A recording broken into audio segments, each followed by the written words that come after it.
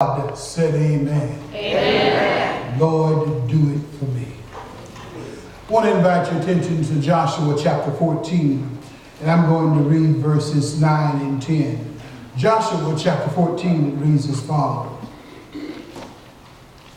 And Moses saw that day, saying, surely the land on which your foot has trod shall be an inheritance for you and your children forever, because you have wholeheartedly followed the Lord my God. And now as you see, the Lord has kept me alive, as he said, these 45 years since the time that the Lord spoke the words to Moses while Israel was journeying through the wilderness. And here I am today, 85 years old. The word of God for the people of God. I want to utilize for a subject, claiming and conquering your mountain. As we look at Israel's journey from Egypt through the wilderness to the promised land, we see these three stages, the types of groups that all of us will fall into one of our three. We see a below average life, and we see an average life, and then we see an above average life. The below average life can be identified as our Egypt. Egypt was a place of oppression, a place of darkness, a place of difficulties. It is in Egypt that God delivered the Israelites from, because they were living below an average life. Egypt was not the place that God had ordained for them. But as they were extricated from Egypt on their way to the promised land, they went through a place which is called the wilderness. The wilderness is a place of training, a place of preparation, a place of development. But saints, please understand that the wilderness is certainly better than Egypt. But nevertheless, the wilderness is not God's preference for his people. God has something greater. So the wilderness can be seen and identified as an average life. But God says, I want to lead you to a better place, known as the promised land, a land flowing with milk and honey. Indeed, Egypt represents that life that is below average. Indeed, the wilderness represents that life that is average. It could stand to reason that the promised land represents a life that is above average. The promised land is a land flowing with milk and honey. It is a land with abundance, a land that is a blessed land. But in Numbers chapter 3, God sent 12 tribal leaders to go out and search out the land. And they discovered that the land was all that God said it was. It was a land of abundance. It was a land flowing with milk and honey. But the 10 spies, after seeing God's favor and blessings upon the land, they still doubted. Their hearts were filled with fear. They said, we are unable to take the land. They doubted God. And because of their toxic talk, they talked the multitude out of believing God. These 10 spies said what they could not do. They were engaged in defeated dialogue. They were spreading toxic talk among the crowd. And the Bible declares that there were 2 additional individuals that came and gave the minority report. It was Joshua and Caleb. They looked at the same land. They saw the same sights. But they came back with different reports. Joshua and Caleb said, yes, we can. We can take the land if God be with us. If God be on our side, we can take the land. Yes, it has giants. Yes, it has high walls. Yes, it has fortified cities. But our God is greater than anything that we can confront in the land. We can take the land. But saints, in Numbers chapter 14, verse 24, I want you to look at this. Numbers chapter 14, verse 24. It says something very profound about Caleb. In Numbers chapter 14, verse 24, it says that Caleb has a different spirit. There was and is a different disposition about Caleb. Caleb is not dominated by the opinion of others, but he is determined to own his opportunities. He has a different spirit. But saints, it is here in our text of Joshua chapter 14, as Caleb stood on Mount Hebron, he says, Joshua, I know that you are passing out land, but I've got a simple request. I don't just want any land of the promised land, but give me this mountain. Caleb says, this is the place that I want to reside. He says, in hip-hop culture, I want to build my crib on this mountain. I like that. He is in the land. He is in the place of promise. He is saying, Lord, I thank you for giving me the promised land. But if you don't mind, could you expand my territory? Oh, help me somebody. What Caleb is saying is, I thank you for bringing me to the promised land. I really appreciate it, but I prefer not, Lord, lowland living. Because anything other than on top of the mountain implies that one is living in a valley or on a plain. He says, I want to get close to heaven, so can you give me this mountain? The problem with many of us is that we are content with low land living. Is there anybody in here that can say, I'm just like Caleb. I got a Caleb spirit. I don't want to just be in the promise. I don't want to just be in the land, but every now and then I want God to shower down upon me. Give me this mountain. Now, let me give you a disclaimer from the outset that this sermon is not for everybody. This sermon is not for average mind-thinking folk. I'm not trying to be mean. I'm not trying to be cruel. But this message here is for those who desire more from God, who are thankful for what God has given them. But like Caleb, if there is any more, I want more. I appreciate the happy meal, but can you supersize it and give me a big fry? I don't just want to be in the valley, but I want to be on top of the mountain. But now hold on. Before we get a premature shout on, there are some requirements for claiming and conquering your mountain. Here it is, requirement number one, point number one. You must possess a vision of the future from God. Oh, yes.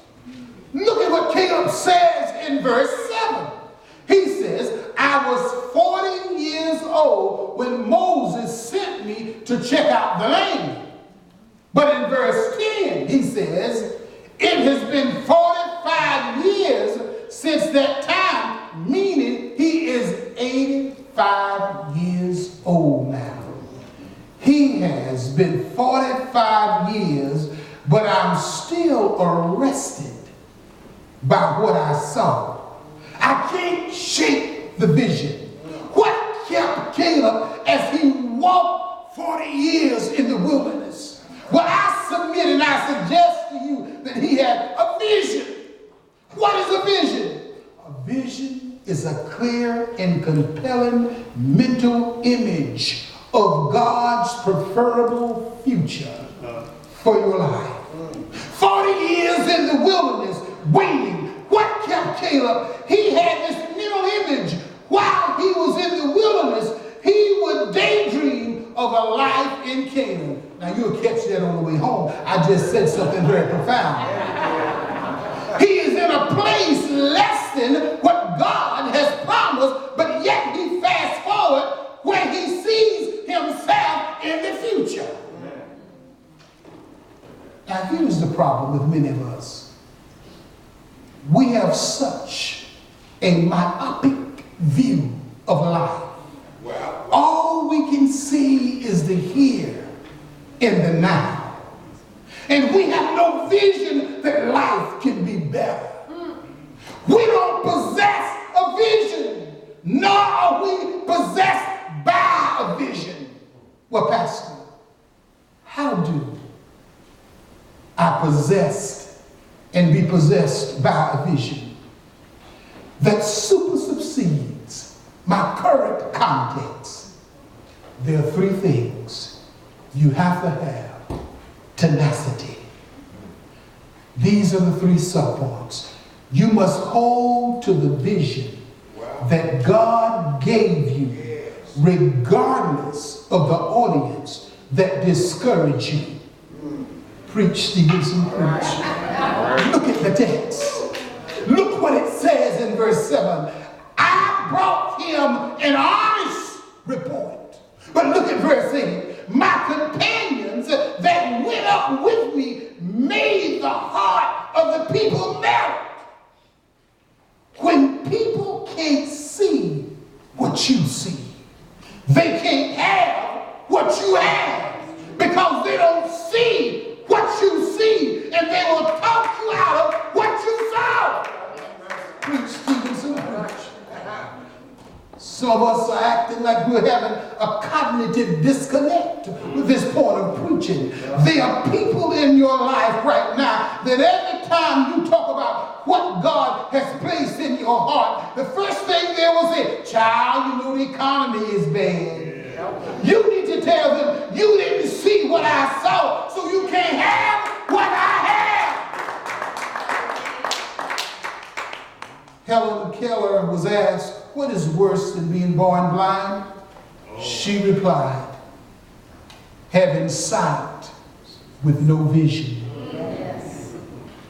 There are a whole lot of people who have sight but no vision. No. Successful people have a vision. They hold to the vision regardless of the audience that discourages them. If you want to go and claim and conquer your mountain, not only must you hold to the vision regardless of the audience that discourage you, but subpoint 2, you must hold to your vision regardless of your age that may discredit you. Caleb is 85 years old. Caleb said, I'm now 85 years old, but I got a little more fight in me. He says, I can't stop because the vision has not been fulfilled. He is saying, I am up in the promised land, but I am not exactly where I want to be. I want this mountain, and although I'm 85 years old, I'm not going to allow my age to discredit what I can't have. Caleb has to claim and conquer this mountain because for his children in the future. What Caleb is saying is, I got to get the vision done because there's a generation coming behind me that's counting on me to do my part today. Caleb wasn't thinking just about himself, but he held to the vision regardless of his age because he didn't want anybody to discredit him because of his age and because of the audience, because there's a generation becoming behind us. Stop, there's a generation generation. There's a future coming behind us. What are we going to leave for them in the future? Here's the third thing.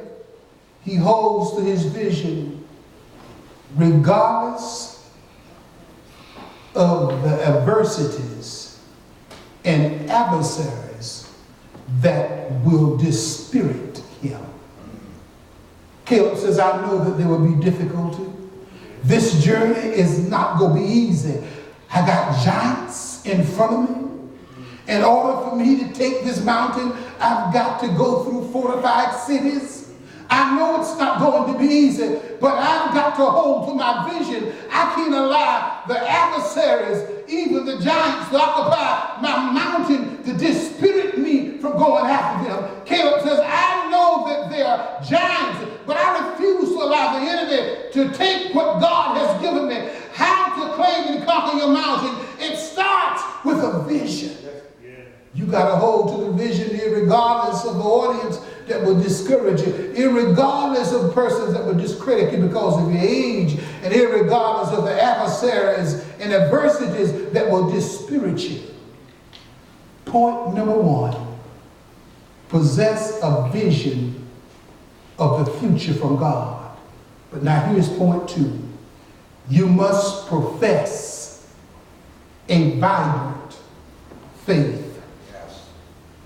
You can't have this passive faith. Caleb is 85 years old, but he has a faith that will not stop. He has a vibrant faith.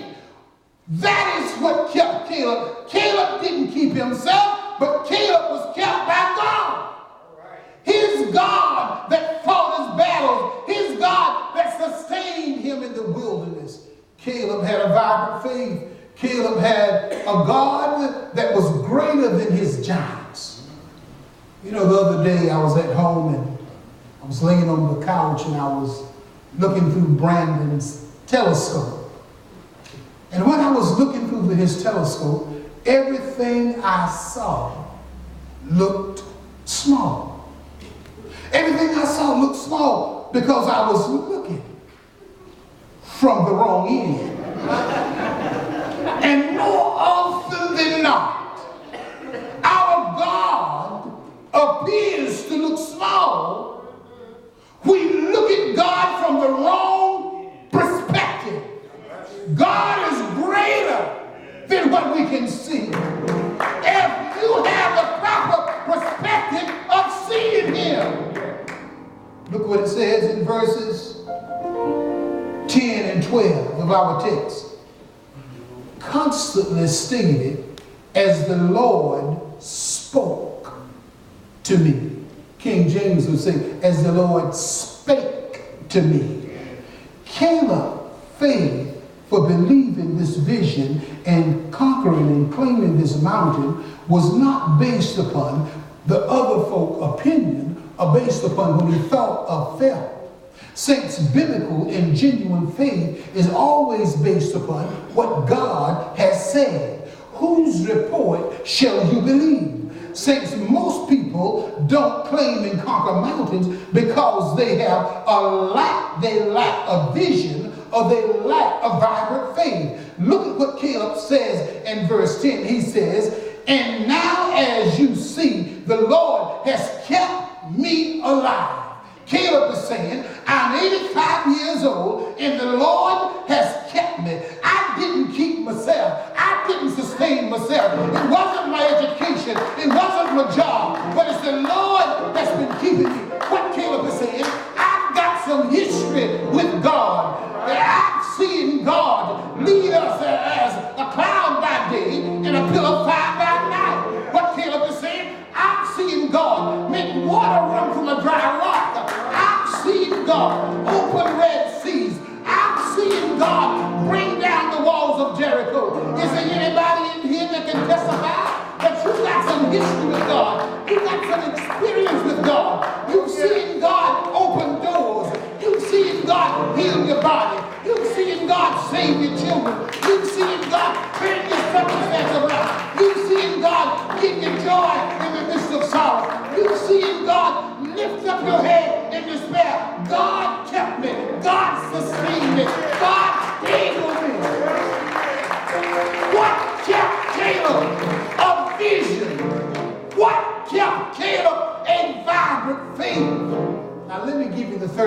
I'm going to my seat. I'm through. Caleb also proceeded in victory and favor by God. Caleb said, if you're going to claim and conquer this mountain, I need a vision from God, and I need to keep a vibrant faith in God. And when you do that, then God will give you victory and favor. Saints, here is the bottom line. It's all about God. Caleb says three things. He says you have to be committed to God. In verses 8, 9, and 14, look what Caleb says. He says, I have wholeheartedly followed the Lord my God. Caleb says the secret behind this victory and his victory and favor with God is based upon wholeheartedly following God. This word wholeheartedly means I have closed up the gap.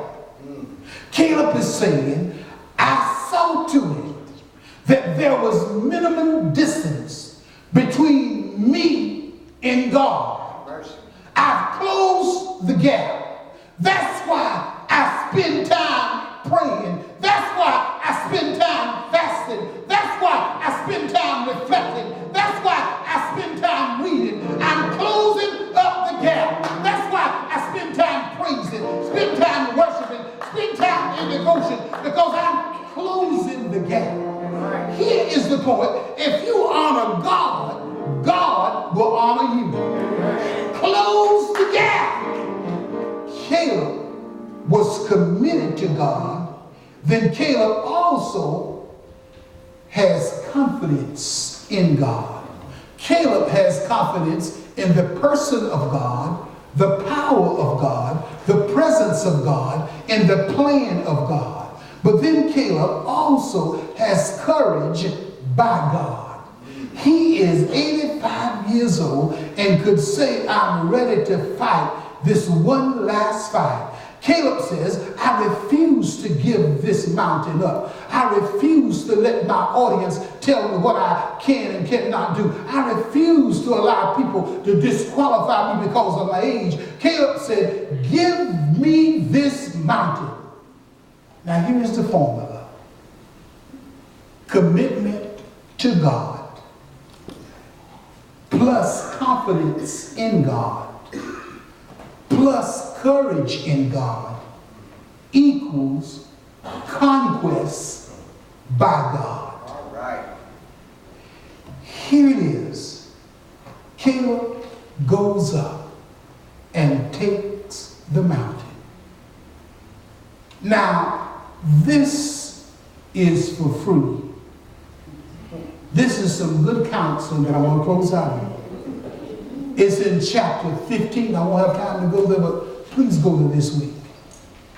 Caleb's daughter is ready to get married. Now, this is free counseling for those persons who are single and looking for a mate. Because Caleb gives some good advice to his daughter. Caleb said, now listen, you are the prize and joy of my life. And I just can't entrust you to anybody. Caleb said, now here is the requirement. I will let someone have your hand in marriage under this one condition. Under this one condition, that they can slay a giant. You got to be able to kill a giant. Ladies, don't bring home nobody that's afraid of giants.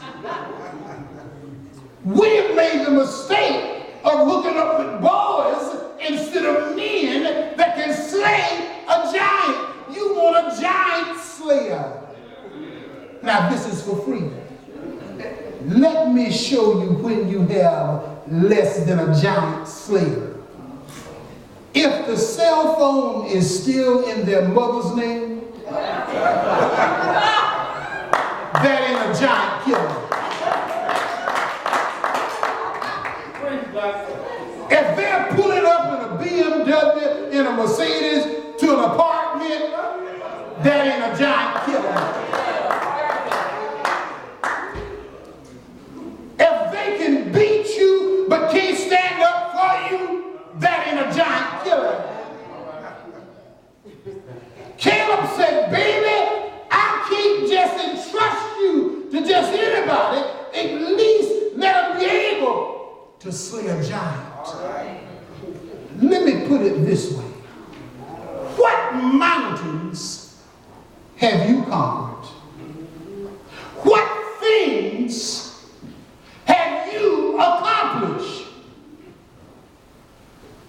Why should you hook up with someone who is unaccomplished? You know, I don't understand some people. I was talking to somebody the other day and they said, you know, Pastor, I really love this young lady. And yeah, I have 2 degrees, Pastor. I said, well, how many degrees does she have? He said, well, she didn't have a high school diploma. She didn't finish high school. And she got a felony too, got a record. Why do accomplished people hook up with unaccomplished people? You need to hook up with somebody that can slay giants. That's why Caleb said, give me this mountain.